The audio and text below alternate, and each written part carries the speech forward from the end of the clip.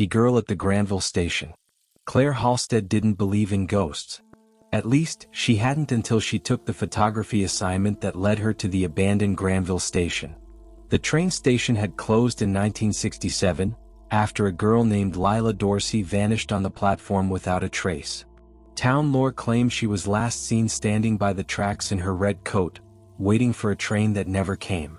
Claire was drawn to the story, more than she wanted to admit. Maybe because she had once been a girl left behind too. 1967, Granville Station. Lila Dorsey stood beneath the flickering gaslight, clutching her suitcase. Her stepfather had said he'd find her if she ran, but she didn't care. She had $20, a ticket to Boston, and a red coat her mother once wore. The train never arrived. Instead, the night filled with fog, and Lila began to hear footsteps behind her, soft, dragging, uneven. She turned. No one. Again. Nothing. Then came a whisper, barely audible over the distant owl. "You're not going anywhere, Lila." Present day. Claire's camera snapped photo after photo, her breath forming clouds in the cold air. She could still see the old tracks rotting beneath the ivy, and the decaying bench under the shattered roof. Something flickered in her peripheral vision. A girl in a red coat. Gone when she turned. She developed the photos that night in the dark room at the inn. In the center of the image was the platform, empty except, there, a figure. Pale. Female. Eyes hollow. A red coat fluttering though there was no wind. The same figure appeared in every shot. She went back. Had to. At 9:43 p.m., the exact time Lila had vanished, the wind died completely. The world went silent. Claire stood where Lila once did and whispered, "What happened to you?" The platform trembled. A whisper. "He followed me here. He never let me leave. He's still watching." Claire turned. A shadow moved in the trees. Tall. Too tall. It didn't have a face. She ran. Later. They found Claire's camera, abandoned on the tracks. The last photo was a close-up of the platform. And there were two girls in red coats. The Flesh Cathedral. In the withering heart of a city built on ruin and secrets, there stood a church no map acknowledged and no congregation claimed. It was simply there, wedged between an abandoned textile mill and a collapsed theater, towering above them like an ancient wound that refused to close. They called it St. Verrill's, though no records mentioned who Verrill had been, or what denomination the church had served. Its walls were slick with an oily grime that repelled paint and prayers alike, and its bell tower never rang, though sometimes late in the night, a deep vibration hummed from within, like a throat murmuring in fevered sleep. People avoided the church. Dogs whimpered near it. Children had nightmares about it without ever seeing it. But Alwyn Reyes, a failed sculptor with a hand that trembled and a soul steeped in bitterness, found himself drawn to it as if summoned. It began with a dream. In it, a voice whispered through skin instead of air, sliding through pores like smoke through keyholes. "We are the architects of form. You too once shaped flesh into worship. Come. Let the walls speak to you." He awoke covered in blood but unhurt. His small flat reeked of clay and rot, though he had sculpted nothing in months. The next night he stood before St. Verrill's, heart banging like an unholy drum. The doors opened on their own. The church's interior was a blasphemy against geometry. Arches bent at impossible angles, staircases looped upward only to plunge down into blackness, and the stained glass windows wept colors never seen in sunlight. But it was the altar that held Alwyn captive. It pulsed. A mass of flesh, raw, living, human, spread across the stone like a tumor made sentient. Faces emerged from it, gasping, weeping, singing in tongues that made the walls shiver. Hands reached out, not in supplication but in invitation. Alwyn felt his sculptor's hand rise of its own accord. He touched it. He felt everything, the memory of being carved, the agony of transmutation, the ecstasy of purpose. Each inch of flesh was once a devotee. Now they were bricks in a living cathedral. A voice, like fat frying on a cold stove, hissed in his skull. "Make us beautiful again." And just like that, he began to sculpt once more, not with marble but with donated flesh. They came to him. Desperate souls. Broken lovers. The terminally ill. Devotees who felt they had outlived their usefulness to the skin that carried them. All willing, Alwyn became a priest of transformation, fashioning limbs into lattices, ribs into railing, lips into calligraphic scripture that wound around the spires of St. Verrill's new design. He no longer trembled, and the church grew. One day the bell rang, not a chime but a scream so layered and deep it cracked windows for 6 blocks. St. Verrill's became a pilgrimage. The faithful came from afar to donate, an eye, a hand, a spine, a future. The city ignored it. They always do. Years passed. Alwyn had become something else. Not man. Not God. Architect, perhaps. His eyes no longer saw individuals, only potential structure.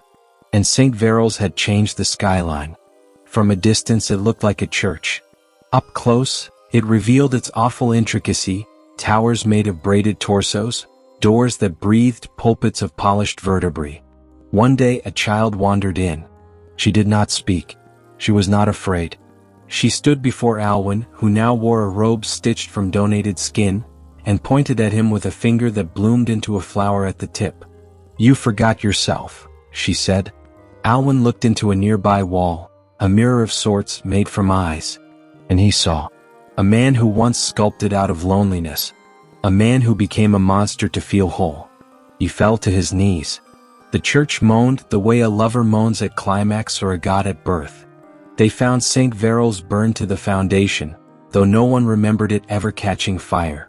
There were no bodies, only fragments, like discarded brushstrokes. Of Alwyn there was no sign.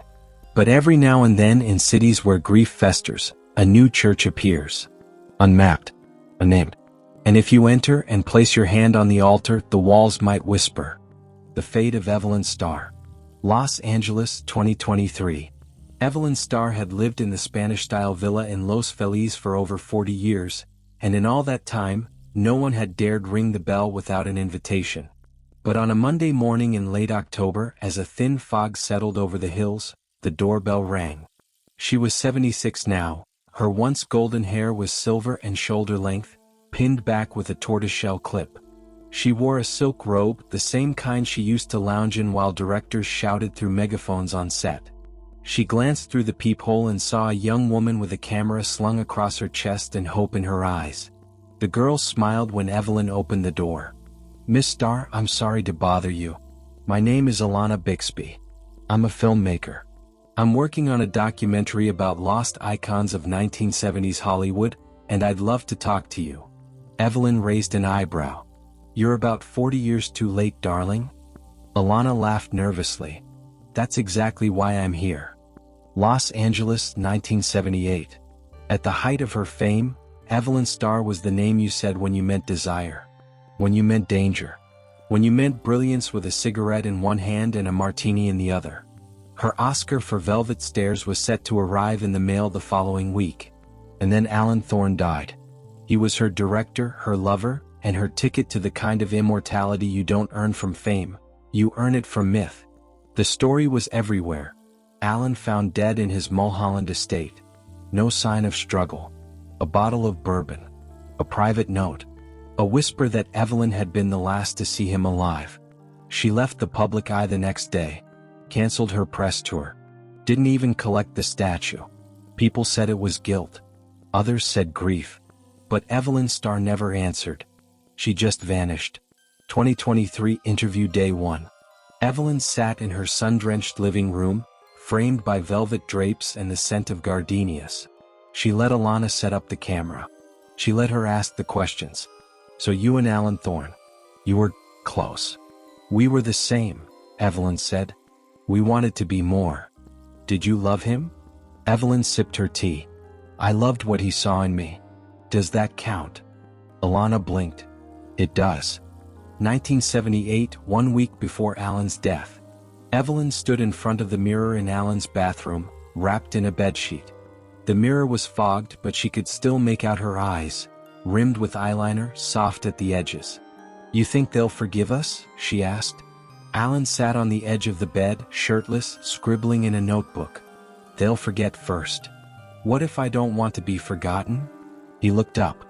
"Then make them remember you for something else." She didn't understand what he meant, until a week later when he was dead and she was cast as the villain in his story. 2023 Interview Day 3. Alana played a recording. A clip of Evelyn, age 29, on a talk show in 1976. Her voice was silk. Her laughter rang like wind chimes. Evelyn watched, her eyes glossed. I remember that dress. I remember how tight it was. I had to drink soup for a week to fit into it. You were brilliant, Alana said. People called you the next Monroe. And I was, Evelyn said. But Monroe died and I didn't. 1978, the night of the Oscars. Evelyn didn't attend the ceremony. Instead, she drove up the canyon to Alan's house. The security lights were off. The front door was ajar. She found him on the couch, the room lit by a single lamp. A glass of bourbon on the table. A note on the floor. She didn't read it. She knew what it would say. Alan was poetic when he wanted to be. She walked away. Quietly. Carefully. She told no one. 2023 Final Interview. Alana asked the question softly. Did you know what he was going to do? Evelyn didn't answer right away. Her gaze drifted to the window, where the last rays of afternoon light streamed through the glass. I think, she said finally, he wanted me to be the tragic ending to his story, and I refused. Alana nodded. That's why you left. Evelyn smiled sadly. No, darling. I left because I didn't want to become a headline. I wanted to be the silence after the applause. Later that year, the documentary premiered at the Egyptian Theater. The Fate of Evelyn Starr was its title. The reviews were glowing. Evelyn attended, wearing a sleek black gown and a single strand of pearls. No red carpet, no interviews. Just a seat in the back row and tears on her cheeks. When the lights came up, she was already gone. But in that hour and 42 minutes, Evelyn Starr returned. Not as a scandal. Not as a muse. But as a woman who had survived her own legend.